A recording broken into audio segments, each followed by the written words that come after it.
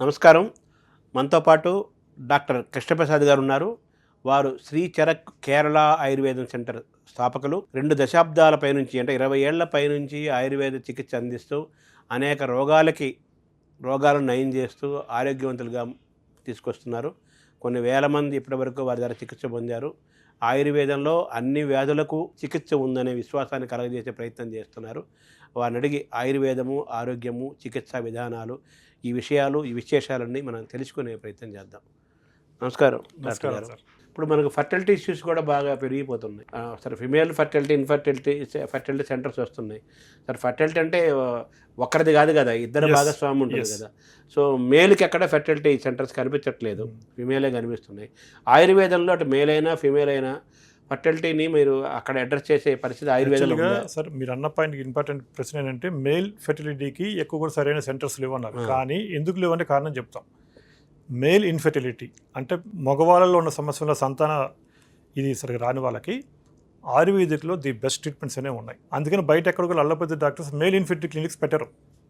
ఎందుకంటే అల్లోపతిలో వైద్యంలో మేల్ ఇన్ఫెర్టిలిటీకి సంబంధించిన సరైన ట్రీట్మెంట్ లేవు కాబట్టి అవి ఎక్కువ ఫోకస్ చేయాలి. కానీ మా ఆయుర్వేదిక్లో మేల్ ఇన్ఫెర్టిలిటీ అంటే స్పర్మ్ కౌంట్ కానీ, స్పర్మ్ అనాలిసిస్, సెమెన్ అనాలిసిస్ చేసిన దాంట్లో మొటిలిటీ కానీ, మార్ఫాలజీ కానీ, కౌంట్ కానీ, ఇవన్నీ అంటే మనం చూడాల్సిన main first count, motility, morphology. ఈ 3 సరిగా లేనప్పుడు కూడా ఆయుర్వేదిక్లో చాలా వాడిన పేషెంట్లకి మందులతో తగ్గేవి కూడా ఉంటాయి.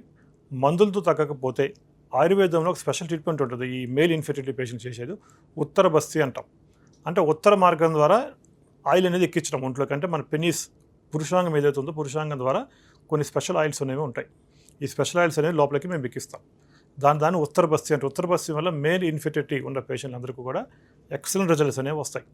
అంటే కొంతమందికి ఇంకా కంప్లీట్గా 0 కౌంట్ ఉండి లేదా కౌంట్ బాగా తక్కువ ఉన్న వాళ్ళకి కూడా ఉత్తర బస్తి చేసి కొన్ని రకాల ఔషధాలు తీసుకుంటే కనుక ఎక్సలెంట్ రిజల్ట్స్ అనేవి పేషెంట్లకు ఉంటాయి. ఉత్తర బస్తి చేయాలి అంటే కూడా ఫస్ట్ పంచకర్మలు చేయాలి. పంచకర్మ చేసిన తర్వాతే ఉత్తర బస్తి చేయాలి. కాబట్టి ఇదంతా ఒక ప్రొసీజర్ అనమాట. పేషెంట్ యొక్క ప్రాబ్లం బట్టి కన్సల్టేషన్ టైంలో ఏముంది, రిపోర్ట్లో ఎట్లా ఉంది అని చెక్ చేసుకుని దాన్ని బట్టి ప్రాపర్ ట్రీట్మెంట్ అనేది అడ్వైజ్ చేస్తూ ఉంటాం పేషెంట్కి. సో అనేక డిసీజెస్కి మూలం ఒబెసిటీ, ఎక్కువ వెయిట్ ఉండడం అనేది కూడా మనం డాక్టర్లకు చెప్పే మాట గట్టిగా వినపడుతున్నమాట. ఒబెసిటీని మీరు తగ్గించేసేసి నార్మల్ ఒక ఐడియల్ వెయిట్లోకి మనిషిని తీసుకురావడానికి ఆయుర్వేదంలో ఎటువంటి చికిత్సలు ఉన్నాయి? దీంట్లో 2 రకాలండి. ఇందాక అనుకున్నట్టే ఒబేసిటీ అనేది వాళ్ళ రోజుల్లో ఎంతమంది సఫర్ అవుతున్నారో నేను చెప్పక్కల్లా. భారతదేశంలో మోర్ దెన్ 50-60% ప్రజలు ఒబేసిటీలో ఉన్నారు. దానికి మెయిన్ ఎవరినో బ్లేమ్ చేసేదానికంటే మనం తినే ఆహారపు అలవాట్లు, మన లైఫ్ స్టైల్. ఒకప్పుడేమో రాత్రిపూట పడుకునే వాళ్ళం, ఉదయం పూట పని చేసేవాళ్ళం. ఇప్పుడు ఏమవుతుంది, రాత్రిపూట పని చేసుకున్నాం, ఉదయం పూట పడుకున్నాం. అంటే లైఫ్ స్టైల్ కంప్లీట్ రివర్స్ అయిపోయింది. లైఫ్ స్టైల్ కంప్లీట్ రివర్స్ అయినప్పుడు నాకు ఆరోగ్య సమస్యలు రాకూడదు అంటాం.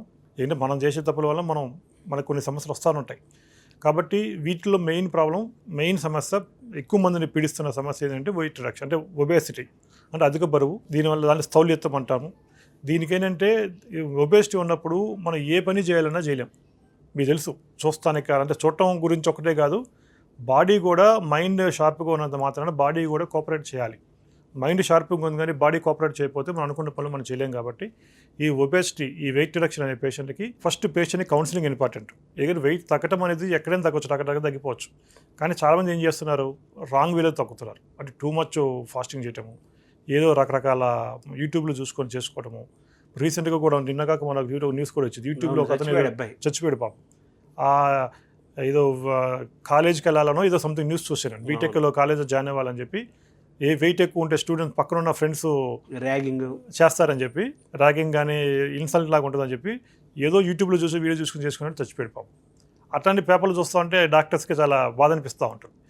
అట్లాంటి అన్హెల్దీ వేస్ కాకుండా హెల్దీ వేలో వెయిట్ తగ్గాలి. చాలామంది వితిన్ 1 monthలో 20 kg తగ్గాలి, 15 kg తగ్గాలని చెప్పి రాంగ్ వేలో వెళ్ళిపోతూ ఉంటారు. ఏదైనా సరే ఒబేసిటీ ఉన్న పేషెంట్ ఎవరికైనా సరే, అది 20 kg ఉన్నాయండి, 100 kg ఉన్నాయండి, 150 kg ఉన్నాయండి, మెయిన్ చూడాల్సింది బాడీలో మెటబాలిక్ రేట్ని మనం పెంచాలి. మెటబాలిక్ రేట్ని మనం పెంచుకున్నప్పుడు ఆటోమేటిక్గా న్యాచురల్గా వెయిట్ అనేది తగ్గుతూ ఉంటుంది. మెటబాలిక్ రేట్ని మనం పెంచాలంటే ఫస్ట్ మన శరీరంలో ఉన్న కలుపు మొక్కలు తీసేయాలి. కలుపు మొక్కలు తీయకుండా మెటబాలిక్ రేట్ పెంచడం అనేది జరిగే పని కాదు. జరిగినా అదేదో కొన్ని రోజుల పాటు బాగుంటుంది, తర్వాత మళ్ళీ వెయిట్ అనేది గెయిన్ అవుతూ ఉంటారు.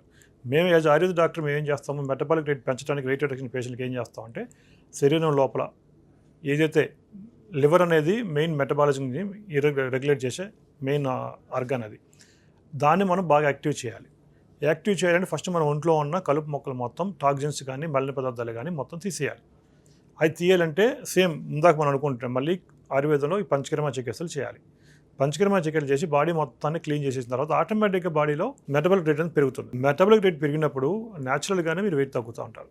దాని తగ్గట్టు మార్నింగ్ ఇప్పుడు వాళ్ళు ఏం చేస్తున్నాం, ఉరుకులు పరుకులు జీవితం, ఉదయం పూట తినడం కుదరదు. మధ్యాహ్నం పూట ఆఫీస్లో ఉండి ఏదో పైపైన తినేస్తాం. సాయంత్రం అవగానే ఒక్కసారిగా ఆకలి పెరుగుతుంది, సాయంత్రం అవగానే బాగా తినేస్తాం. అది కూడా ఒక రాంగ్ వే. కాబట్టి పేషెంట్ యొక్క కన్సల్టేషన్లో పేషెంట్ చెప్పిన వాళ్ళకి పర్టికులర్ పేషెంట్ వెయిట్ ఎందుకు పెరుగుతుందని చూసుకొని దాన్ని బట్టి మేము డైట్ కూడా ఎలా తీసుకెళ్ళి అడ్వైజ్ చేస్తాము. అది ఫాలో చేసుకుంటా ఈ కలుపు మొక్కలు చేసే పంచకర్మ చికిత్సలు చేసుకుంటా మెటబాలిక్ రేట్ని పెంచే ట్రీట్మెంట్ తీసుకుంటా ఉంటే 100కి 100% ఒబేసిటీ అనేది ఒక సమస్య కాదు, ఒక శాశ్వత పరిష్కారం పేషెంట్కి గ్యారంటీగా వస్తుంది. ఇందాక మీరు పంచకర్మల ద్వారా కొన్ని వ్యాధులకి 2 నెలల పాటు పంచకర్మ చికిత్స చేసుకుంటే మొత్తం నయమైపోతుంది, మామూలుగా వాళ్ళు మంచి ఆరోగ్యవంతులు అవుతారన్నారు. అలాగే ఈ ఒబిసిటీ ఓవర్ వెయిట్కి మీ ఆయుర్వేద చికిత్సల ద్వారా ఆయుర్వేద విధానం ద్వారా ఎన్ని రోజులకు వాళ్ళు ఐడియల్ వెయిట్లోకి రాగలుగుతారు? ఎన్ని నెలలు? పేషెంట్ కొత్త పిల్లలు ఉంటుంది, కొంతమంది 125-130 కేజీస్ ఉంటారు. వాళ్ళు వితిన్ 1 మంత్లోనే 15-20-25 కేజీస్ అంటే బాగా వెయిట్ ఉన్న వాళ్ళు మీకు తెలిసి నేను చెప్పాలి ఫస్ట్ 2 మంత్స్ చాలా ఫాస్ట్ రిడక్షన్ అనేది ఉంటుంది. కొంచెం ఉన్న వెయిట్ కంటే 10 కేజీస్ 12 కేజీస్ ఉన్న వాళ్ళు కొంచెం స్లో రిడక్షన్ ఉంటుంది. అది పేషెంట్ వ్యారీ అవుతూ ఉంటుంది. జనరల్గా ఆన్ ద హోల్ ఏంటంటే ఫాస్ట్గా తగ్గినా స్లోగా తగ్గినా హెల్తీగా తగ్గటం అనేది ఇంపార్టెంట్. ఏదేదో చేసేసి తగ్గిపోయి మళ్ళీ పెరగటము, మళ్ళీ దానివల్ల కొత్త ఆరోగ్య సమస్యలు రావటం, అనారోగ్య సమస్యలు అట్లా కాకుండా హెల్తీ వేలో తగ్గాలి. తగ్గింది మళ్ళీ రాకూడదు. తగ్గిన తర్వాత కూడా పేషెంట్ హ్యాపీగా హెల్తీగా ఉండాలి. అది ఇన్ని జరగాలంటే మాత్రం ఒక్క పంచకర్మ చికిత్సలతో మాత్రమే సాధ్యమవుతుంది. అంటే దాని ఎంత పీరియడ్ వేసుకోవాలి నార్మల్? ఏ పంచకర్మ చేసినా మినిమం 15 సిట్టింగ్స్ నుంచి 15 రోజుల నుంచి 25-30 సిట్టింగ్స్ వరకు ఉంటుంది పంచకర్మ అనేది. ఫర్ ఎగ్జాంపుల్ ఒక 100 కేజీ ఉన్న పేషెంట్, అతను ఉండాల్సిన వెయిట్ ఒక 75-80 కేజీస్ అనుకోండి. అతను 100 కేజీస్ ఉన్నాడు అనుకో, అతను అనుకున్న ఏదైతే ఈ 15 కేజీస్ 20 కేజీస్ తగ్గాలనుకో దానికి కనీసం 3-4 మంత్స్ టైం పడుతుంది. దాంట్లో 3-4 మంత్స్ ఏంటి, ఫస్ట్ మంత్ ఫాస్ట్ రిడక్షన్ ఉంటుంది, తర్వాత సెకండ్ మంత్ కొంచెం తగ్గుతుంది. అట్లా తగ్గుకుంటే మొత్తం అందరూ 50-20 కేజీస్ 4 మంత్స్ రీచ్ అవ్వచ్చు పేషెంట్. సో 3-4 మంత్స్లో మ్యాక్సిమం 4 మంత్స్లో ఓవర్ వెయిట్ ఉన్నవాళ్ళు, ఒబేస్ ఉన్నవాళ్ళు ఐడియల్ వెయిట్కి రావడానికి 3-4 మంత్స్లో మన పంచకర్మ ద్వారా తీసుకొచ్చారు. డెఫినెట్గా అది అయిన తర్వాత కూడా అతను అదే వెయిట్ మెయింటైన్ చేయాలంటే దానికి మళ్ళీ మీరు చార్ట్ ఇస్తారు, ఏమేం చేయాలి? చార్ట్ లాగా అసలు మేము డైట్లు ఇదేంటి అదేనండి. ఎందుకంటే మేము ప్రతి పేషెంట్ చెప్పేది చిన్నప్పటి నుంచి మీకున్న ఆహార అలవాట్లు ఏది కూడా మానుకోవద్దు. చిన్నప్పుడు మీరు తిన్న ఆహారమే మళ్ళీ తినండి అని చెప్తాం. అంతేగాని దానికి అది చేయండి, అది తాగండి, ఇది చేయొద్దని కాకపోతే మేము చెప్పేది డిన్నర్ అనేది యాజ్ ఎర్లీ యాజ్ పాసిబుల్, లేదంటే వదిలేసేయండి.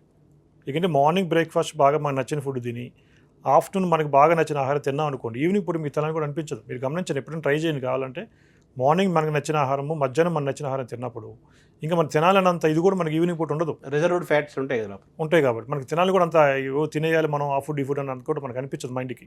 కాబట్టి మార్నింగ్ ఆఫ్టర్నూన్ బాగా హ్యాపీగా తినండి, ఈవినింగ్ వదిలేసేయండి అంటాం. ఎందుకంటే ఇవాళ రోజుల్లో మన ఫిజికల్ యాక్టివిటీ కూడా బాగా తగ్గిపోయింది, శారీరక శ్రమ కూడా లేదు, ఎవరికి మొబిలిటీ లేదు. కాబట్టి ఈవినింగ్ పూట మానేసేయండి అంటాం. ఇప్పుడు శరీర శ్రమకు తగ్గట్టే ఆహారం తినాలి. శ్రమ తక్కువ ఉండి ఆహారం ఎక్కువ తింటే అదే కొవ్వులాగా మారిపోయి వెయిట్ అనేది పెంచుతూ ఉంటుంది. అవును, శ్రమ ఎక్కువ ఉండాలా, ఆహారం తక్కువ ఉండాలి. సో పంచకర్మల ద్వారా 4 నెలల్లో ఐడియల్ వెయిట్కి వస్తారు. తర్వాత మీరు ఒక డిసిప్లిన్ చెప్తారు, టైమింగ్స్, ఫుడ్ ఎలా తీసుకోవాలి, ఎప్పుడు తీసుకోవాలి, ఎప్పుడు తీసుకోకూడదు, డూస్ డోంట్స్ 2 చెప్తారు. దాని ద్వారా వాళ్ళు లైఫ్ లాంగ్ మంచి ఐడియల్ వెయిట్ తోటి హెల్తీగా వాళ్ళు ఉండొచ్చు. డెఫినెట్గా.